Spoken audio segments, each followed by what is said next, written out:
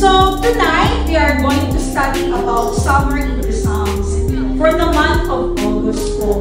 And lahat ng mga preachers na nakaschedule po for the month of August, ang kanila pong isi-share is all about the book of Psalms. Hindi po ito per sequence as in order, but how the Holy Spirit is revealing to them, they will share po sa ating lahat dito sa church. Amen po ba? Praise God. So, before po tayo pupunta sa pinaka-Word of God, let me share to you muna some truths about Book of Psalms. Who among you here loves to read the Book of Psalms? Amen. Saan po matatagpuan ang the Book of Psalms? Is it sa Old or sa New Testament? Sa Old. Wow, nag-aral silang lahat. So maraming salamat sa mga sumagot. So, ano yung Greek word ng Psalms? Is there anybody who want to answer? Ano yung Greek word ng Psalms? So, the book of Psalms or Psalms comes from the Greek word Psalmos.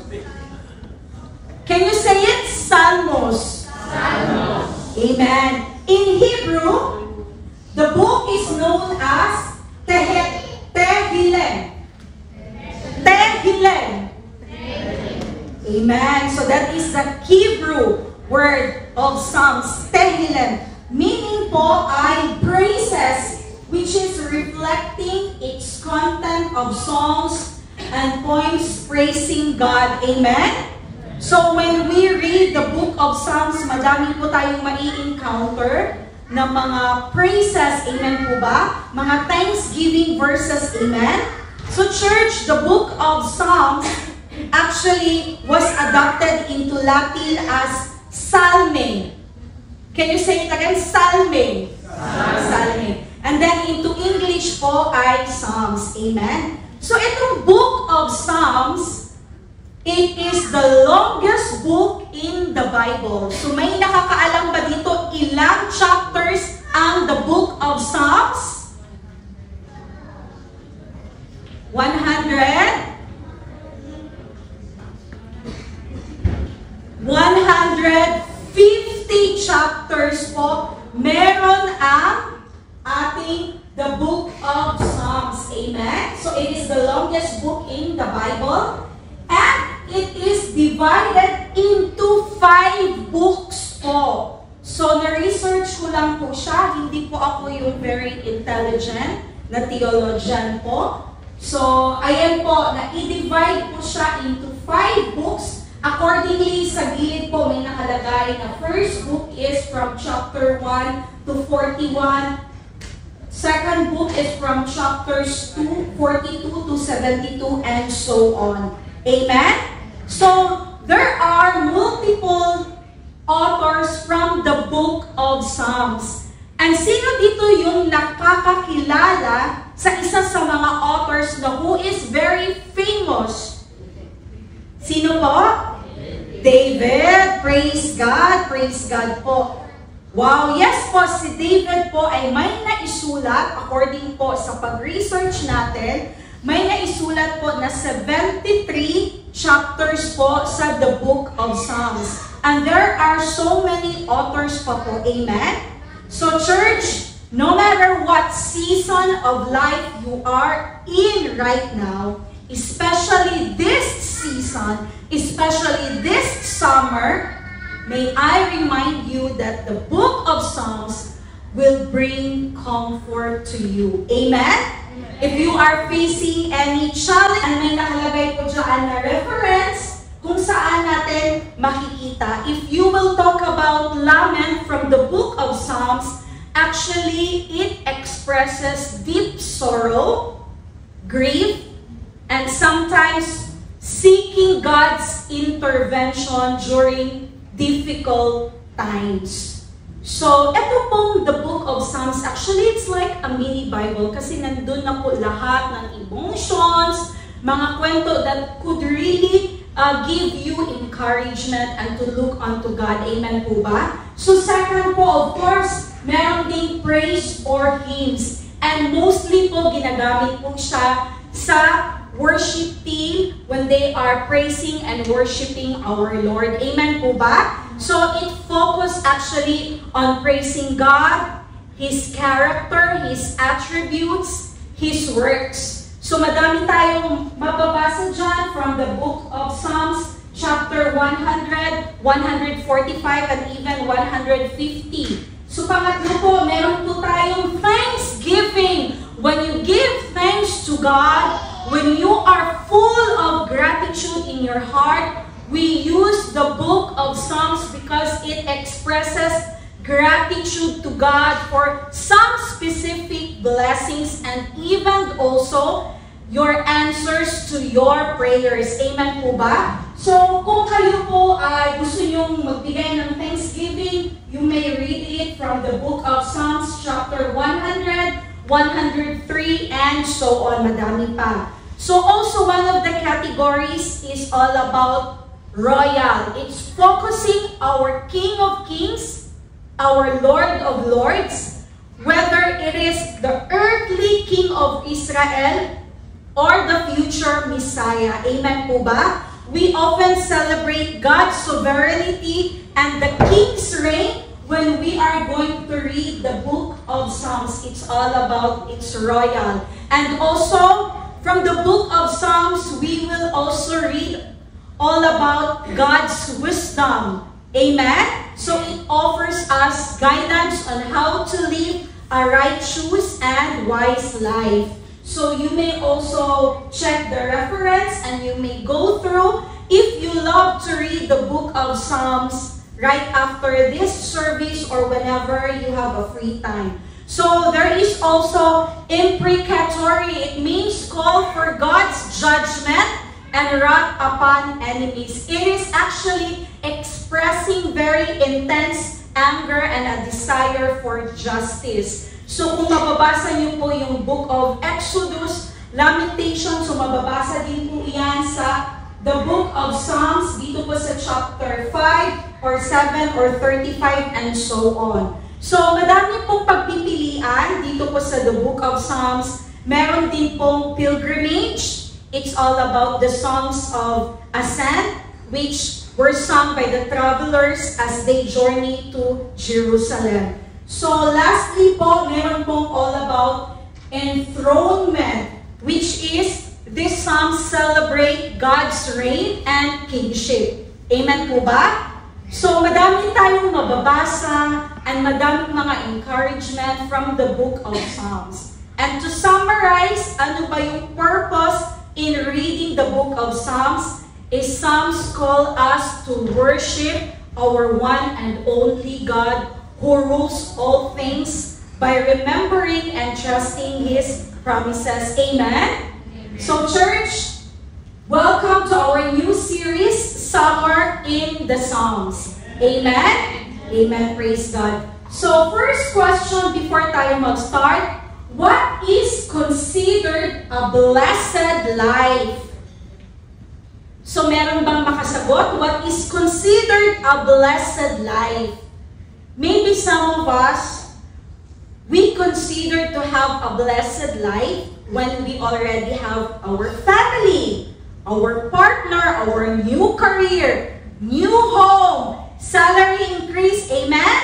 Amen. So, my engagement, my business, my vacation, my travel and tours, my new car, you consider it as a blessed life. Even material things, you will say, I consider it that I am having a blessed life because you got a new iPhone. iPhone 17, meron na ba? Yung transparent? Yung clear, wala pa. Okay. Meron kang approved visa from where you want to work or where you want to travel. Meron kang promotion sa trabaho.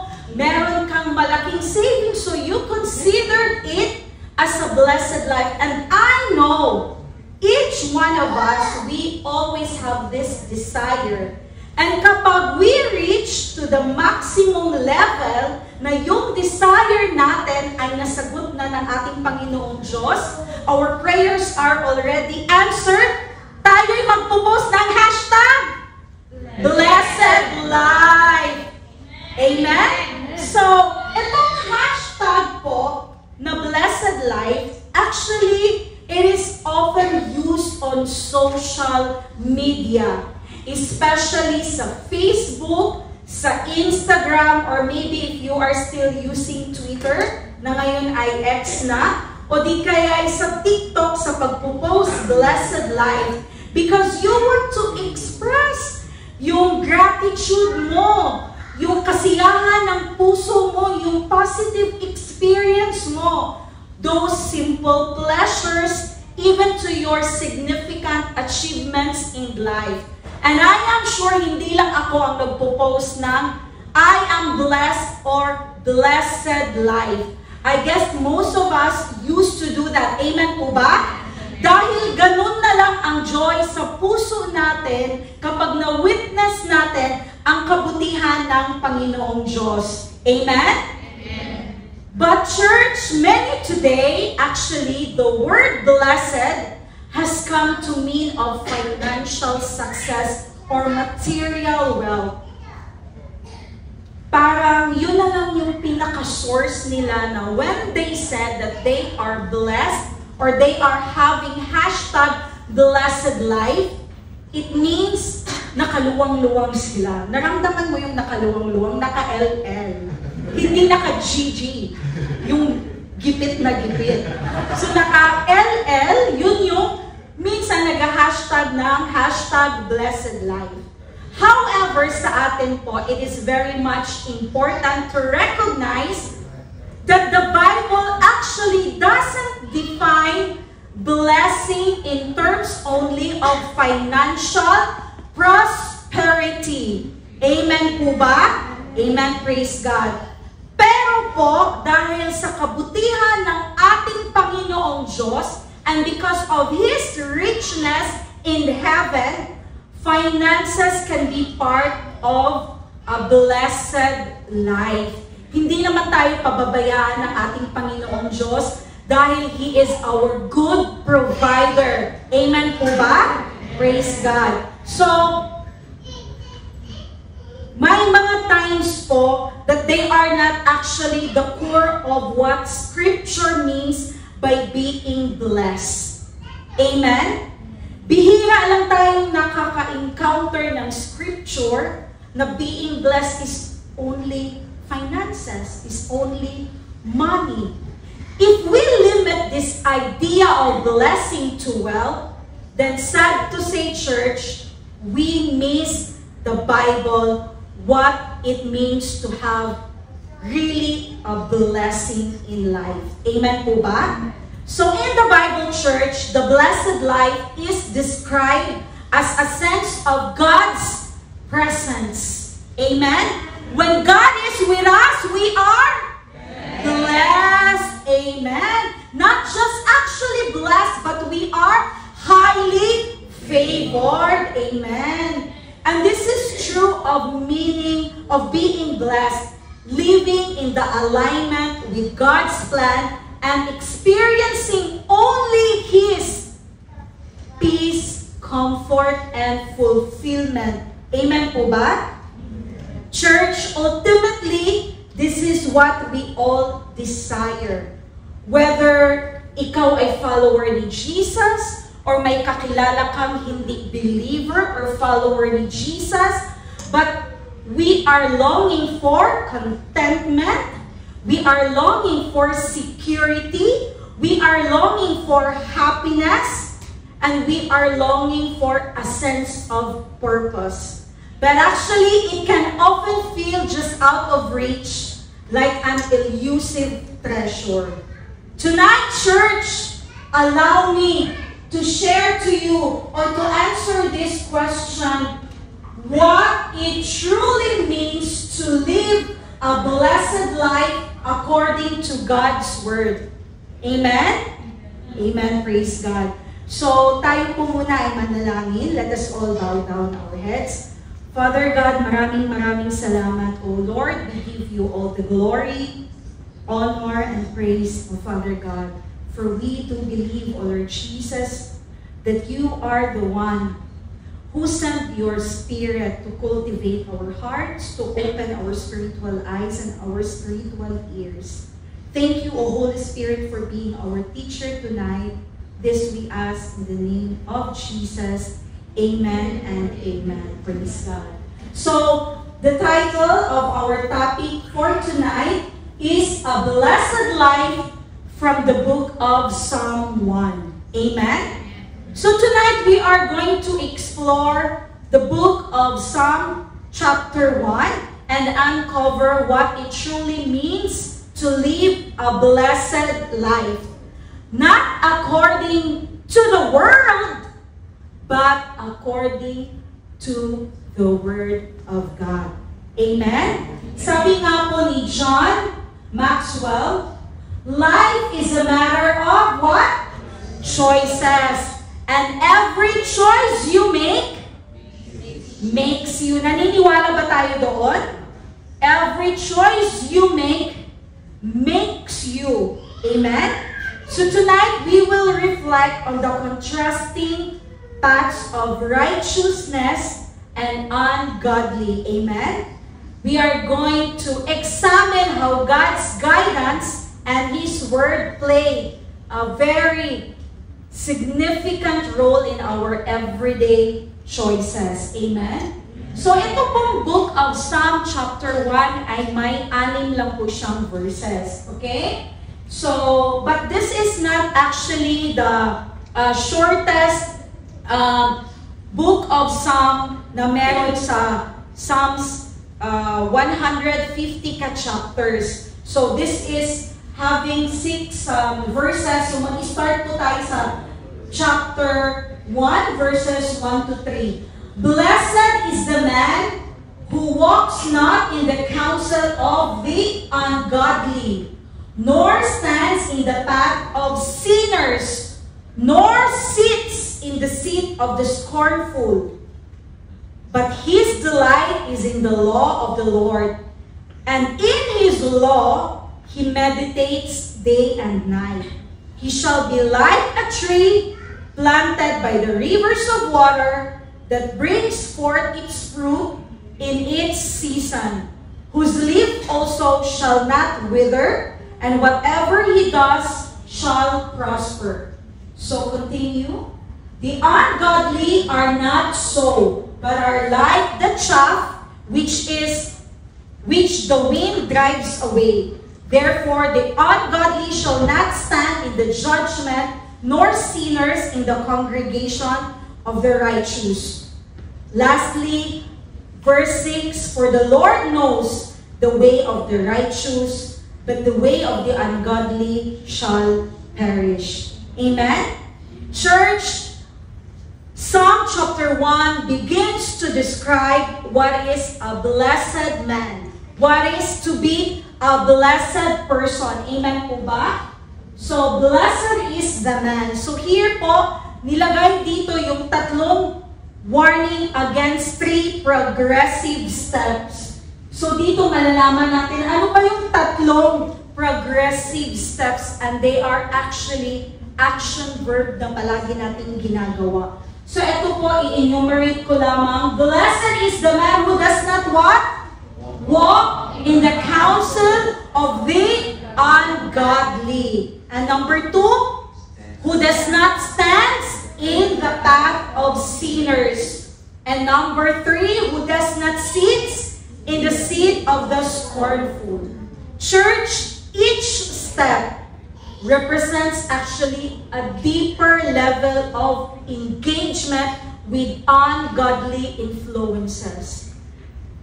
That is why, my brothers and sisters, tonight, this chapter, the book of Psalms chapter 1, will remind us on how to live a righteous life. Amen po ba? And it will also give you the comparison of how it is to live ungodly. Amen? So, walking in the counsel of the ungodly. Ano bang ibig sabihin nun? Walking in the counsel of the ungodly. First, it is taking advice or guidance from those who do not follow what?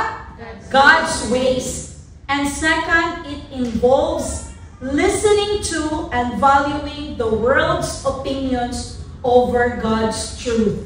Amen?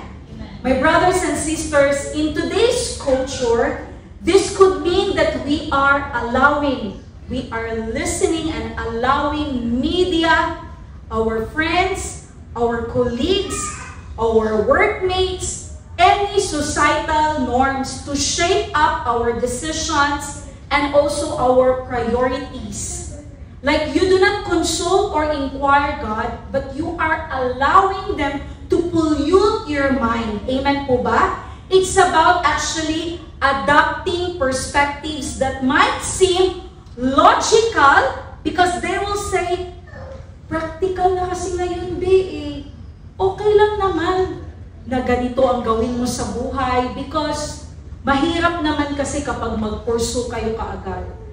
Would you mind if the person na doon ka magpa-counsel sa kanya is not really sharing you the Word of God?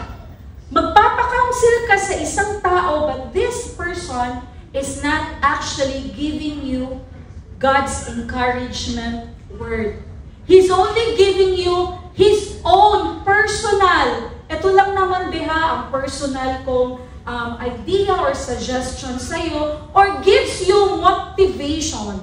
That ayon lang sa kaisipan niya, sa experience niya. It is all about actually, ultimately in opposition to God's commands. And here are the problems. We usually, or a lot of people, have taken counsel from people who do not know what they are talking about. You're asking an advice on your finances, but to the person na actually lubog na siya sa utang.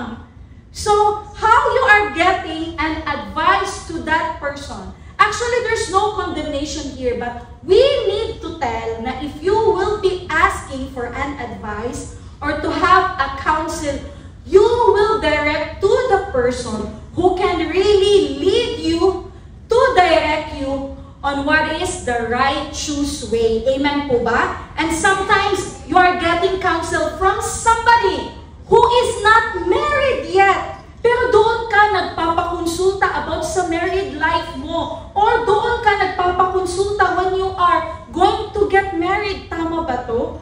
But why we will not go to that person whom God anointed this couple na pwede mong puntahan because you do believe na ang ibibigay lang sa iyo na advice is a godly advice. Amen po ba? Amen. Amen.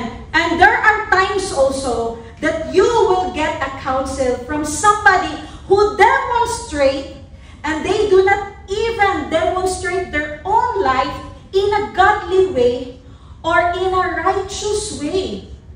I know that there is no perfect in this room, but we do believe kapag may fear of God tayo, doon tayo sa tao na may biyaya ng Diyos at only God's obedience, He will direct you to that. Amen po ba? Amen. Amen, praise God. So blessed is the man who is not listening to the counsel of ungodly people, not listening to the advice, to the suggestions, the direction of somebody who has not even showing success or victorious life.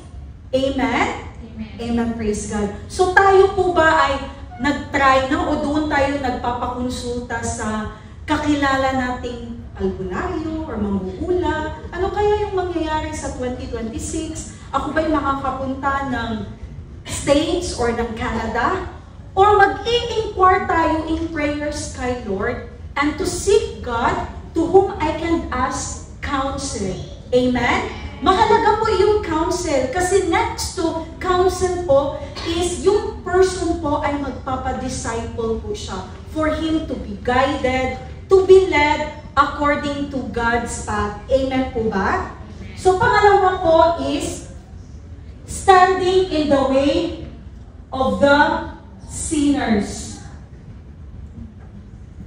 Standing in the paths of the sinners. So the first one is actively participating in behaviors that are against God's will. Yan po yung ibig sabihin ng standing in the paths of the sinners. And pangalawa is allowing wrong influences to shape our character and actions. Amen po ba? So when you say that you are standing, it means you are connected to that person.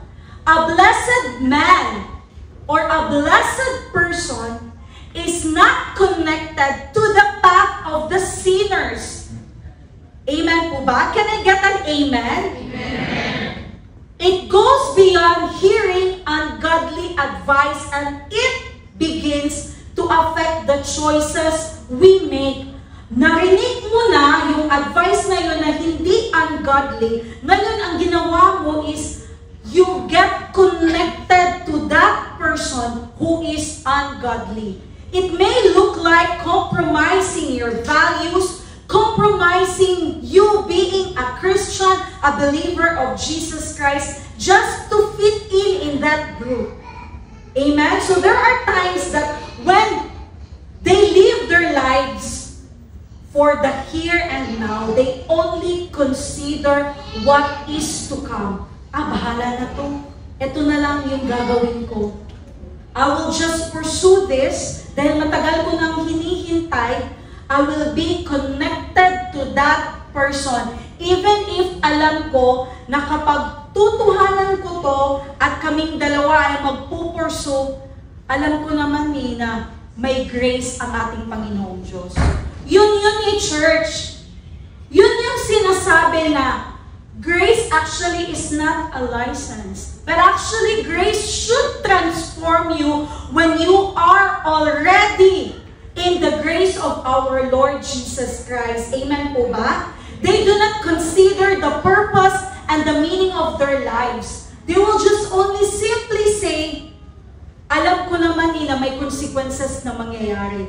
Pero, saka na lang yan, saka ko na lang iisipin yan. So, I better do this, okay? To do the path of the sinners because this is the easiest path compared for me to wait until the Lord will answer my prayer. Are we doing sometimes like that? Like we were very impatient sa ating mga prayer requests and all we want is an answer to our prayers. That is why nagkabuhol ang mga nangyayari sa ating sitwasyon. That is why there are some consequences na nangyayari sa family natin, sa trabaho natin, because we can't wait until it is God's perfect time. Amen po ba? Amen. Amen. Praise God. They are what this psalm describes as ungodly for those people who choose to stand in the path of the sinners. Amen? Blessed is the man who is not connected or hooked to sinners that whatever they do. Church, I'm not saying na hindi na po tayo makikipagkaibigan sa ating mga kaibigan na hindi naniniwala kay Jesus. To be honest, even Jesus Christ Himself, He loves to be with the tax collectors because He is praying na mabago niya at maniwala itong mga to na may Messiah, na may new living hope. If we will stay far away from them, then who is the one who will share to them the love and grace of our Lord Jesus? Ang point po dito, church, is never compromise your identity right now that you are already in Christ Jesus. When they said, tara, session tayo, inuman. Papayag ka ba? And you will say, I'm sorry brother, actually, matagal ko na po kasing tinalikuran yan. And praise God, si Lord lang talaga ang nakakapagbago sa akin. There are times, di ba? And there are times tayo pa ngayong magsiset ng ganito, ganyan. But church, praise be to God. Alam natin kung ano yung tama na lalakaran natin sa buhay. There are only two choices here.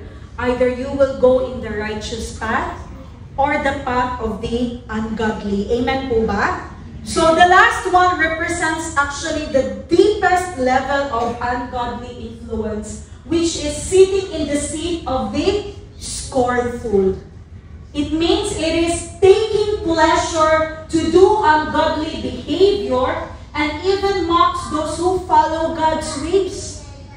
At sasabihin mo, you do not have a true living God.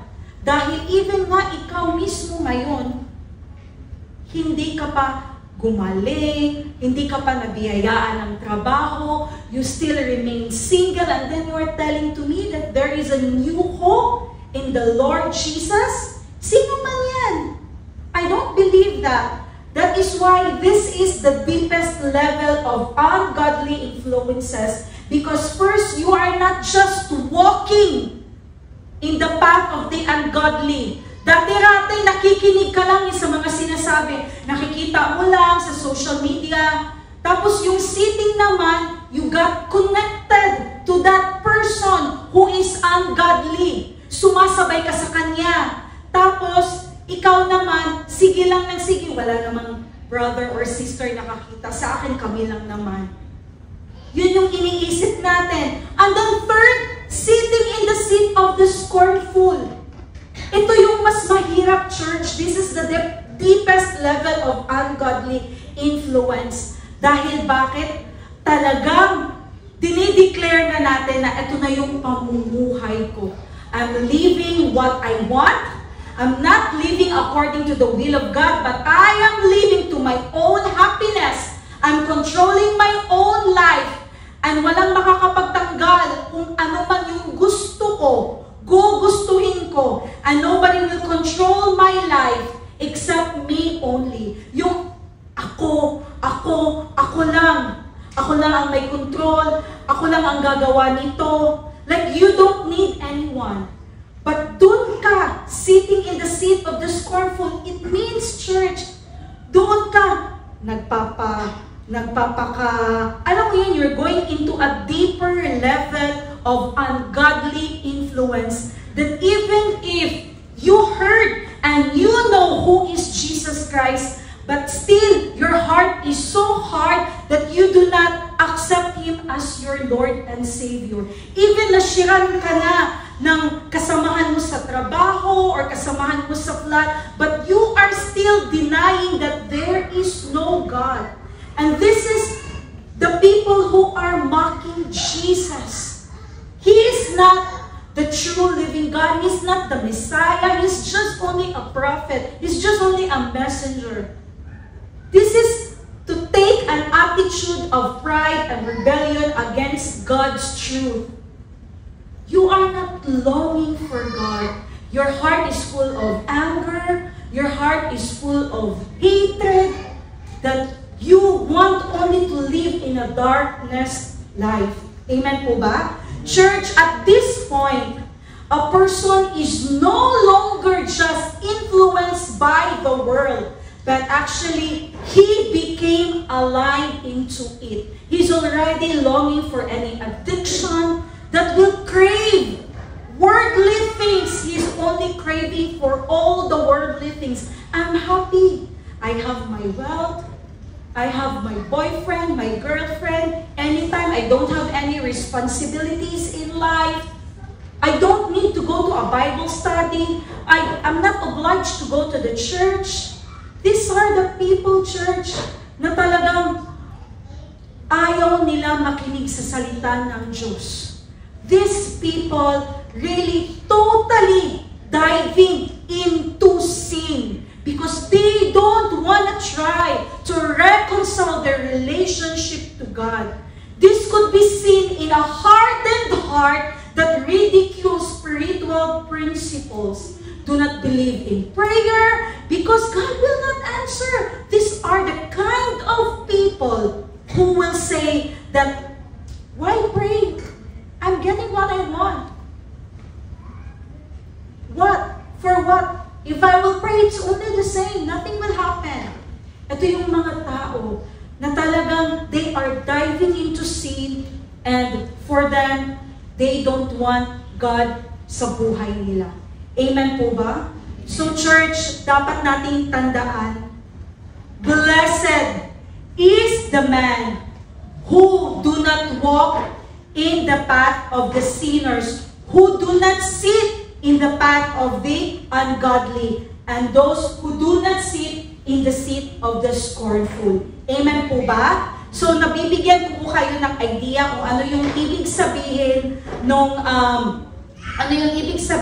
warnings na ibinigay sa atin. What is the difference of living a godly life and living an ungodly life? Amen po ba? So, the first truth is to live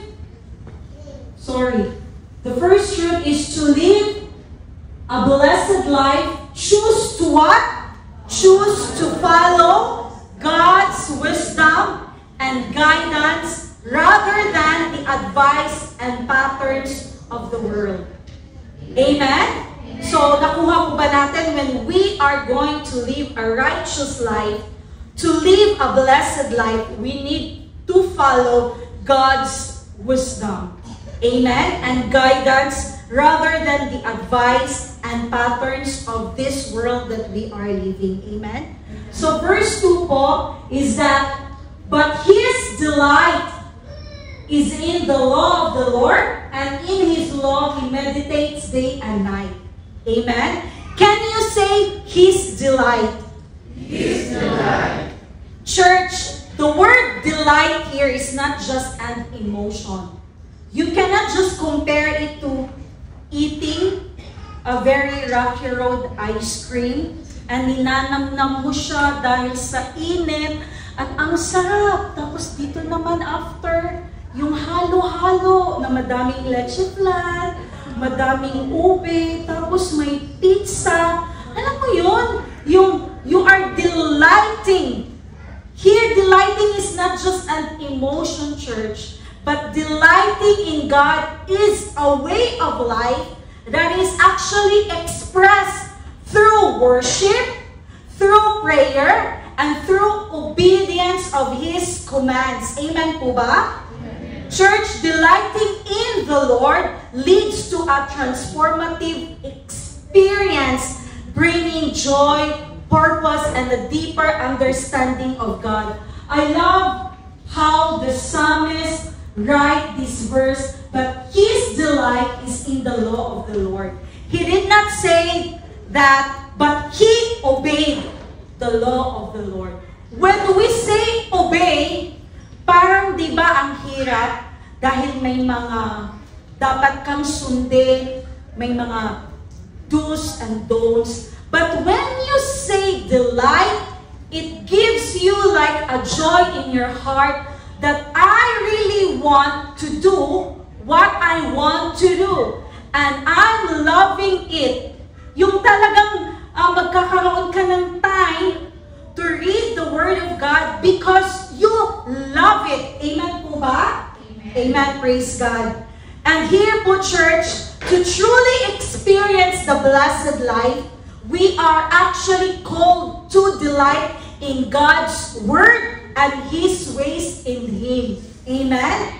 Grace Unlimited Church has what we call share group, that you can be part of it in that family so you may hear the Word of God during weeknights. Amen po ba? Not just only here in the church, but we also have a Bible study, so you will ask questions.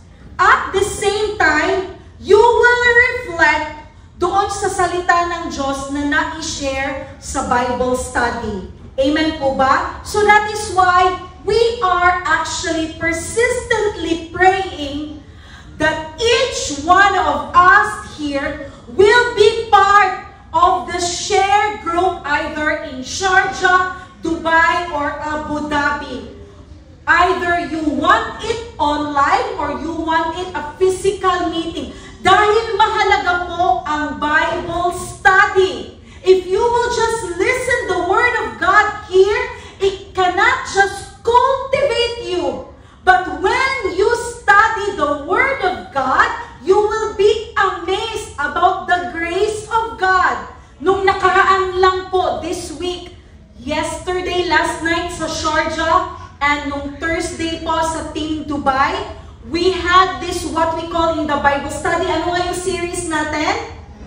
And God said. And what was our first topic? God breathed. And napakahalaga because it gives us an idea, ano nga po ba ang salita ng Diyos? Ito pala'y very powerful. Amen po ba? And it gives a lot of benefits sa buhay natin.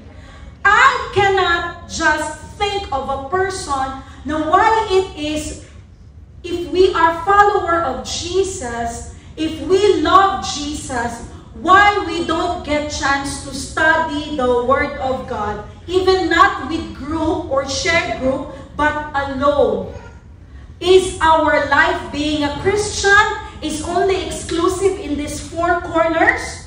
Or it will be seen also in our secret and sacred place. Amen po ba?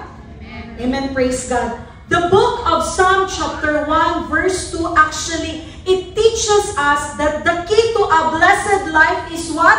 To meditate on the law of the Lord day and night. Church, hindi po sinabi dito magbasa kayo kapag may araw at magbasa kayo ulit kapag gabi na. Ang ibig sabihin po dito, it's not all about time, the day and night. It's all about when you are blessed, that is in the daytime, you are blessed, then ikay masaya, ikay full of joy. Or you will meditate the Word of God during your saddest moment in life. Yan yung tinatawag na night time, when your season is in a dark area. Amen po ba? So, dapat ganun po tayo. Never tayong magbasa lang kapag may problema tayo or dito lang sa church. And for you to love reading the Word, join with us in a group. If you are not able to join in a group, approach any of the co-leader here or any core so that we will be able to guide you, church. It's already 8 of the month. Diba 8 August na ngayon, 2025.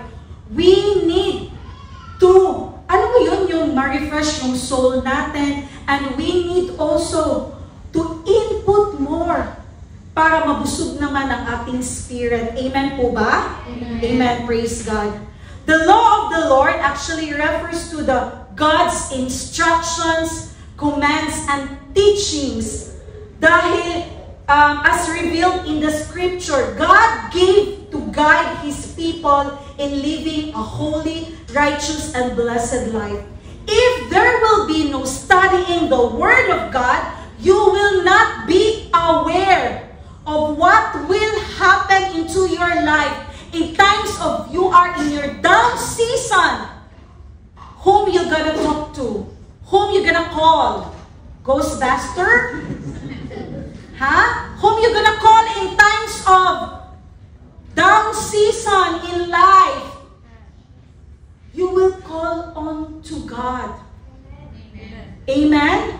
That is why mahalaga. And there is one way for you, church, to read and open the Bible. And Grace Unlimited is part of this. Download a YouVersion mobile app, and there, put an alarm that somebody will send you or you will be notified of the daily Word of God. In that mobile app, there's already prayer. There's someone there who is praying and teaching you the meaning of that verse. And early in the morning when you wake up, it gives you full of encouragement. And your faith, mo-post yung faith mo, believing that there is always new hope from our God. Amen? Amen. Amen. Praise God. So to live a blessed life, let us delight in the law of the Lord to find joy in His truth and align your heart with His divine purpose. Amen po ba, church? When we delight in the law of the Lord, we will always find His truth. Yung salita niya, amen po ba? His promises. His fulfilling promises to us. Amen? And from that Word of God, makaka-receive tayo ng comfort, makaka-receive tayo ng pain, makaka-receive tayo ng joy deep inside our heart. And we will have this contentment in our lives, living in a blessed life. Amen po ba? You will much know your purpose in life and God's plan in your life. Amen? It is not wrong po, church, to celebrate and love the good things in life. Amen? Because hindi naman po killjoy ang ating Panginoong Diyos. The Lord wants to see His children, okay, who are celebrating in His goodness and faithfulness. Amen? God gives us this joy as a reflection actually of His goodness. Amen po ba? Amen. Praise God. Church, our relationship with God should be our what? Greatest source of delight. When we have a relationship or in a relationship, we always want to commit ourselves that we will call that person day and night to check, kumain ka na ba, be? Anong ulam, be? Di po ba? We always do that. But when we have a relationship in God, did we say, thank you, Lord, for your protection sa buhay ko today? May sunog sa Sharjah Industrial Area 10. Ma-announce ko lang. Diba? But praise God, we are fully covered by safety and protection ng ating Panginoong Diyos. Our God does not fail us. Amen po ba? Amen. Other joys, church, are temporary. Your mobile phone, dati-dati yung mobile phone ko, ayaw mo talaga yung mahulog siya or magasgas siya. Pero ngayon, church, okay lang mahulog siya, magasgas siya. Wala na yung temporary joy, temporary pag-iingat mo. Dati-dati nung bago yung sasakyan ko, kahit ang init, naglilinis ako sa labas. Bago to eh. 5 years to pray. So alam mo yun, yung ganon. Alam mo yung naglilinis. Kasi nakikita ko ng teacher ko, yung yellow car. Bago kasi. Pero ngayon, kahit may katsara, ay wala nang problema. Wala nang problema. Limited lang po ang ating happiness sa isang bagay. Limited lang po. Even our relationship sa mga kaibigan, minsan po, limited lang. Kapag okay si Mare, okay tayo. Pag hindi okay, hindi din okay. Kaya very limited lang po. Pero kapag ikaw ay nag-meditate sa salita ng Panginoong Diyos and you are ground in His presence, it gives us a lasting peace and purpose in life. Amen. One day, church, we will face God and you will be asked, what have you done on earth, my child? Meron ba tayong kayang sabihin sa Kanya? When you reflect in the night, di ko sinabing kukunin ka na ni Lord, ha? But what I'm trying to say, Grace Unlimited, magsasampung taon na po. Palakpakan natin ang ating Panginoon Diyos. So many people witness the faithfulness of our Lord Jesus Christ. If you were one of them, may I ask you, tayo ba'y nag-grow? Amen. Sa ating panalangin sa Panginoong Diyos? Naging matured ba tayo spiritually? Yun yung mahalaga eh. Namumunga ba tayo? Amen? Amen. Praise God. Church, drawing closer to God begins with actually a decision. It's a decision. Your personal decision, your personal commitment. It's not a decision dahil partner mo, sige na nga, mag-serve na lang tayo. Kasi yung kaibigan mo, palaging pumupunta dito eh, everyday, tinatawag, tumatawag, or nagsisend ng mga Bible verse. Hindi po ganun. It's you. Church, when we receive Jesus Christ as our Lord and Savior, you are justified. You are saved because of the grace of our Lord Jesus Christ. Now we are in the stage of sanctification na binabago yung ating will, ating emotion, amen po ba? Amen. Ng Holy Spirit, kaya nananahan siya sa puso natin. But what I'm trying to say here, when you make a commitment to serve God with all of your heart. Do not be dependent sa sitwasyon, sa kaibigan mo, sa kasama mo. Tag-inite hindi ako makapag-serve sa Panginoong Diyos. Do not be dependent. If you commit to serve God, it's your commitment to God alone. Not to us, not to this church. Amen po ba? Amen. When we commit, it means we delight and we love what we are doing. Hindi tayo naitulak para gawin tong isang bagay na to. But nandun yung excitement natin sa tuwing si Rain ay mag-share ng invitation for the prayer meeting. Ay, magpa-prayer meeting na naman. Excited. Ang daming ipagpe-pray. But praise be to God, palakpakan natin ang Panginoong Diyos. Lumagpas na po sa 5 ang kasamahan ni Ray sa prayer intercessor at patuloy po tayong mananalangin wherever you are, whatever you do. Even hindi ka naka-open ng camera o hindi mo man nabigkas o narinig by audio, yung mga panalangin mo. But to God be the glory.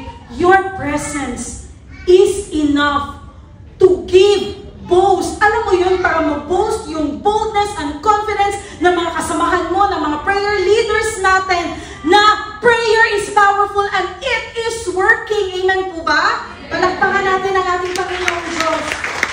Church, start small. Make time. And soon you will find that you long for more of Him. Di po ba may kanta, the more I seek you, the more I find you. The more I find you, the more I love you. You just meditate this song. I'm sure maiiyak ka sa biyaya ng Panginoong Diyos. Palakpakan natin ang ating Panginoong Diyos. Kanina, yung ating worship team, they're leading us into the holy of holiest place. Alam niyo po yung sukdulang biyaya, mapapaiyak ka. Amen po ba? Sukdulang biyaya ng ating Panginoong Diyos. Palakpakan po natin si Jesus. Praise God at ang ating worship team. Hallelujah. The word of God from the book of Matthew chapter 4 verse 4, it says, "But He answered, it is written, man shall not live by bread alone, but by what? Every word that comes from the mouth of God." And that word comes from the Holy Bible. Amen po ba? Amen, praise God. So, next one, the book of Psalm chapter 1 verse 3, "He shall be like a tree planted by the rivers of water that brings forth its fruit in its season, whose leaf also shall not wither, and whatever he does shall prosper." Church, I want you to close your eyes. Picture, imagine a beautiful tree standing by a clear, flowing river, flowing stream, and its roots deep into the ground, drawing up life-giving water. The tree is so strong, kahit anong bagyo, hindi talaga yan na tutumba. It is steady. The tree is fruitful with leaves, green leaves that stay vibrant and green no matter what season it is. Wouldn't you want the picture of your life to look like what you are imagining now? Open your eyes. Do you want a life like that? You are strong, rooted in the streams of water. Amen po ba? You are prospering. You are flourishing. Amen? Gusto ba natin ganon? You are fruitful. You are always steady that no matter what seasons in life, you are kalma. Ganon ka. You're always still. Napipicture mo ba yung ganito? O sino yung media team na nasa ilalim ng puno? Church, this is the image of a person who delights in the Lord. I remembered when we had this gathering with GU Cares, our beloved brother Sanjo, aka Kuya Mix, kusina ni Mix, he shared to us that we are like a big tree rooted in the Word of God. That was his first time na umattend ng fellowship sa GU Cares. Nourished by the presence of our Lord and producing fruit that blesses others. When we have this kind of metaphor, it gives us a power to believe, to imagine. Grabe ka, Lord. I am this much weak. I am actually not qualified. Hindi nga ako marunong, Lord, mag-pray. Pero ginamit mo pa rin ako. It speaks of a healthy, long life. Someone able to grow, withstand challenges, and be a blessing to others. Church, when we consistently choose to trust in Jesus and follow Him and stay in His Word, we receive a continual source of living water to fuel our growth. I did not stop to fuel our spiritual growth because the growth, it can be in your career, in your finances, in your family, amen, in your wisdom, amen. Staying close to Jesus Christ is very essential for our spiritual well-being. Are you rooted in where? Are you rooted with whom? You should ask these questions. Saan ka ba galing? Kanino ka humuhugot? In addition, like fruit-bearing trees, our lives are meant to produce good fruit that benefits and nourishes not to you alone, not to your family alone, but to those people around you. Kaya ka generous tuwing giving. Kaya ka very helpful tuwing my ministry. Because it is God who is working inside of you. Ika'y namunga, ika'y lumago sa kanyang biyaya. Amen po ba? Palakpakan po natin ang ating Panginoong Diyos. Church prosperity in God's eyes is not about personal success, but rather, church, it is spiritual, touching on our relationships, not just to Him, but to our relationships sa family, sa ka-flatmate, sa katrabaho, amen po ba? Sa ating mga anak, and every other part of our lives. The fruit of our lives is for the blessing of others. That is why, when you receive fruit, blessings, nalulugod ang Panginoong Diyos, na ito'y ibabahagi mo sa iba. Amen po ba? That is why the fruit that we are saying to you, that comes out by the work, by the grace of God, yung love. Amen? Ano pa ba yung fruit of the Spirit? Love, joy, self-control, peace, gentleness, at maraming pang iba. Amen? It is an evidence of the goodness of being rooted in Christ. You cannot love by yourself, but you love because you feel how much He loves you. He feel how much He cares for you. I cannot love my husband kung maghilig, grabe. But what? By the grace of God, I can love my family. Even sometimes they are so unlovable. But I can love because of the God that is working inside of me. That is why ganun ka din. Amen po ba? You can love You can be gentle because the Spirit is inside of you. Amen? Church, to live a blessed life is to be rooted in faith and nourished by God's Word, resulting in a life of fruitfulness, stability, and prosperity. Do not allow na hindi ka mamunga sa relasyon mo sa Panginoong Diyos.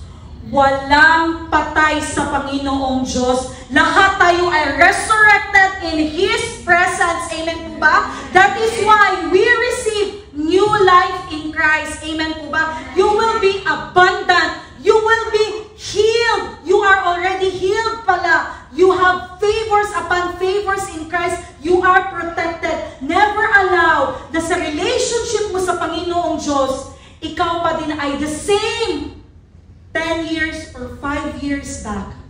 I guess there is a fruitfulness in your life. You are flourishing.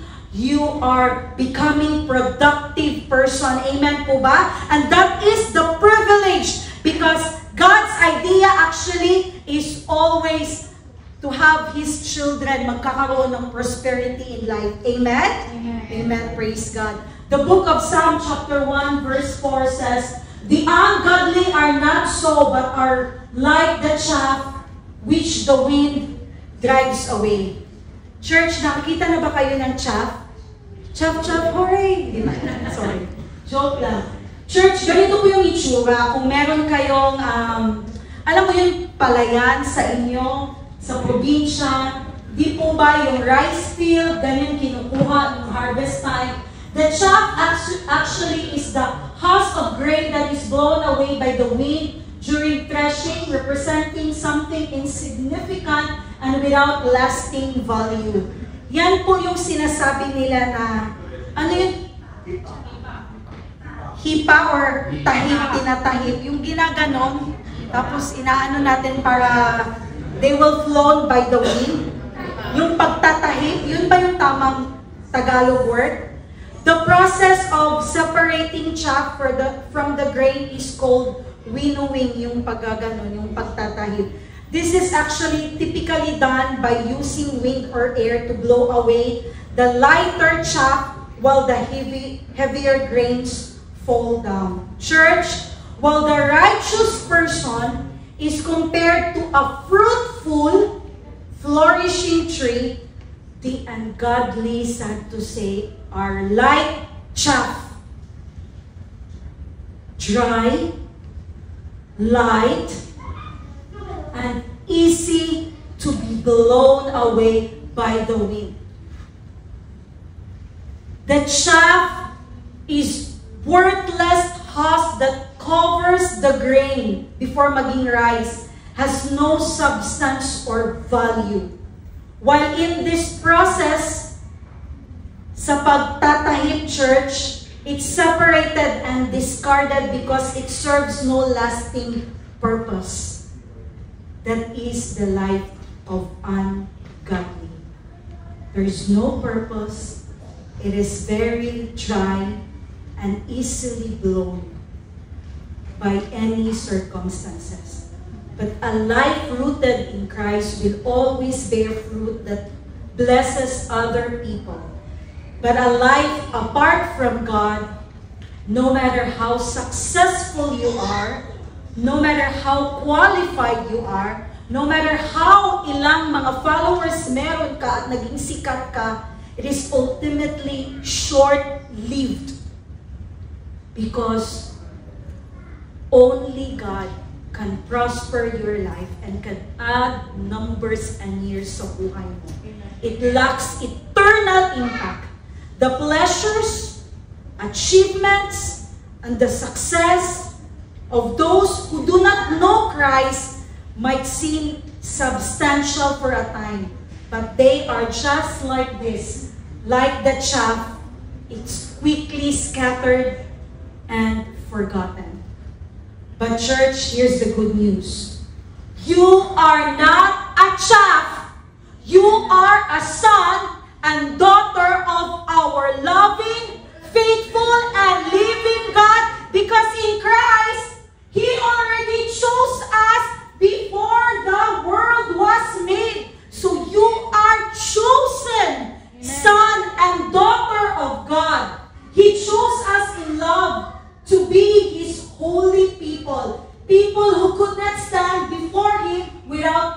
behold. And before the world was made, church, listen, God decided to make us His own children through Jesus Christ. Kung naalala nyo, nakaplano na lahat ang salvation ninyo before pa tayong ipinanganak. Amen po ba? Amen. This was what God wanted. It has pleased Him to do it. And this brings praise to God because of His wonderful grace. God gave that grace to us freely. He gave us that grace in Christ, the one He loves. You are not a chaff. You are appointed. You are anointed. You are qualified. You are the son and daughter of God. You are blessed. You are highly favored. You are deeply loved by a God who is faithful even if you are not faithful. Amen? Palakpakan po natin ang ating Panginoong Diyos. How good He is. Psalm chapter 1 verse 5, therefore the ungodly shall not stand in the judgment, nor sinners in the congregation of the righteous. Church, verse 5 warns that the ungodly cannot stand or will not stand in the judgment.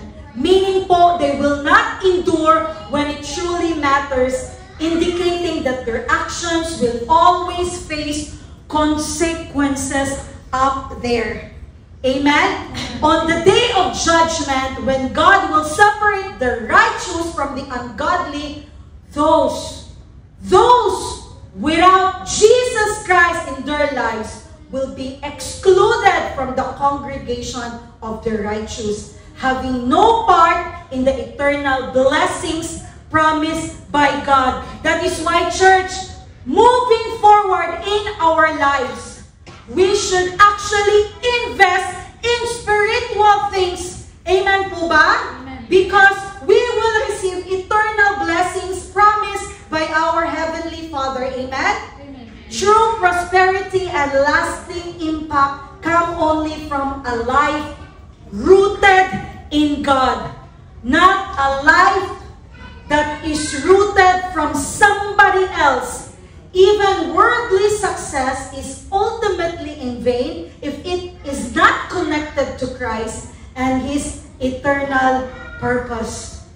Ano man yung makita nating success dito, it will only be remained here.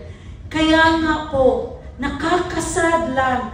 People are just thinking of worldly things but never think about their salvation in Christ Jesus. Amen? Amen. Praise God. Verse 6, last po. For the Lord knows the way of the righteous, but the way of the ungodly shall perish. God makes us a promise that defines what it truly means to live a blessed life.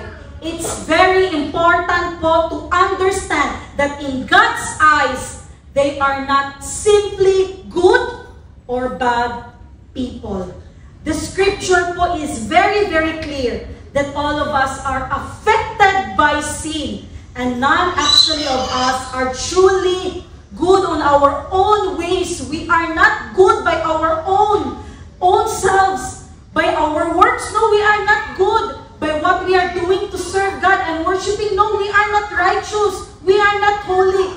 It is not that good people go to heaven and bad people go to hell. No, we are all corrupted in sin. We are all corrupted by sin. The distinction actually is not about good people and bad people, but between those who are saved and those who reject Jesus' love, grace, and mercy. That is why yun yung ipag-pray natin. We cannot say, I don't want to go to these people. They are sinners. Baka madamay ako. No. Amen po ba? It's all about those people who really, until now, do not accept Jesus Christ as their Lord and Savior. The blessed life is not about success by the worldly standards. You could be incredibly successful in society. Ikaw ikaw na ang pinaka-famous, ikaw na ang pinaka-mayaman, ikaw na ang may privilege, may authority, yet without knowing Jesus, it all amounts just like a chaff that it is gone by the wind. Here one day or gone the next day. Church, kung ikaw man ay nakikinig ngayon, life should be cherished with our Lord Jesus Christ. We should be delighted with our relationship with our Lord Jesus Christ because life is too short. We need to choose to have a righteous path or to have an ungodly path. A life disconnected from Jesus has no lasting impact and it has no eternal significance. But for those who belong to our Lord Jesus Christ, who accepts Jesus as their Lord and Savior, the Lord knows their way to go. The Lord knows their path. My brothers and sisters, you know this book of Psalm chapter 1. It is all about the blessed life. And here we have given a role model which is mentioned, the blessed man. Amen po ba? Church, do you know that there's a revelation on that? That blessed man actually, his name is Jesus Christ. Amen.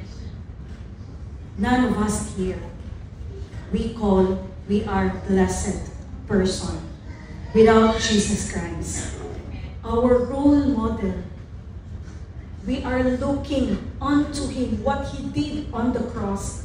Jesus Christ, the ultimate blessed man, the blessed God.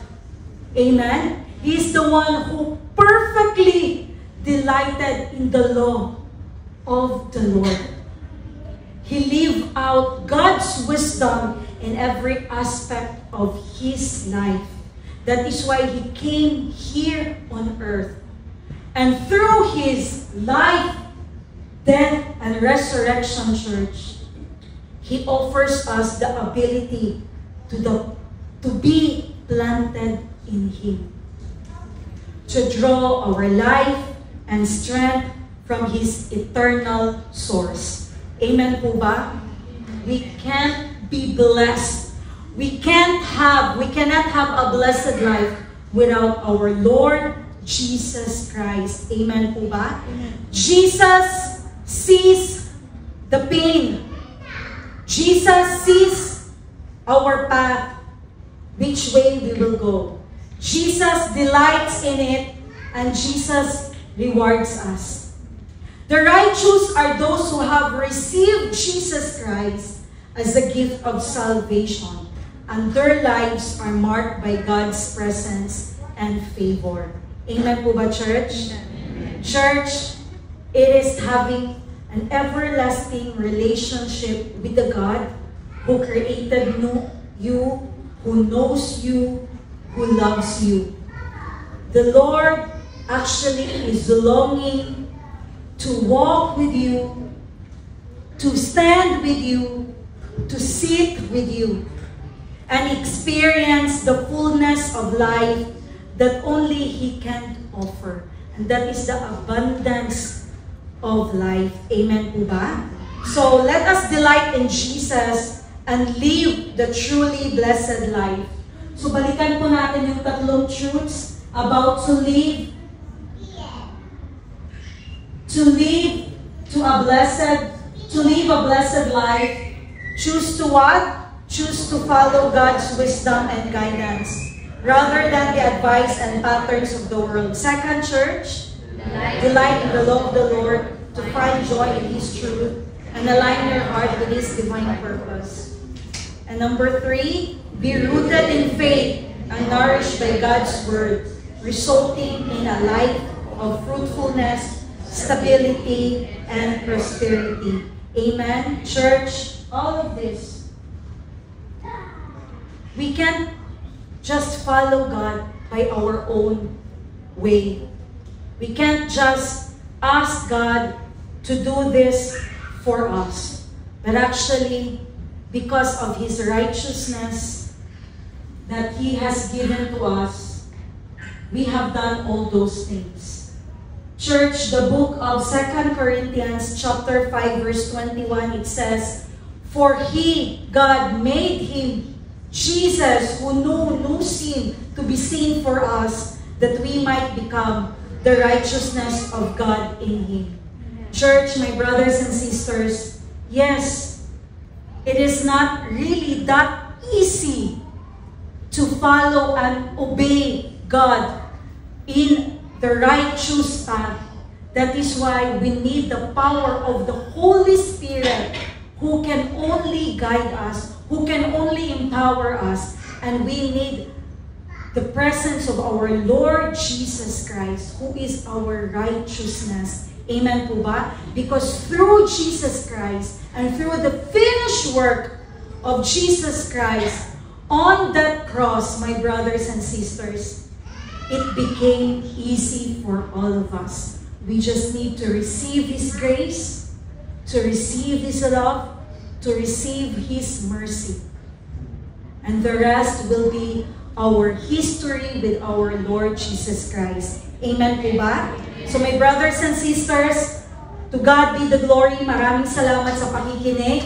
Let us give God a big round of applause. Praise God. And our big idea for tonight is, in Christ, I have a blessed life and I can be a blessing to others. Ulitin po natin, what is our big idea for tonight?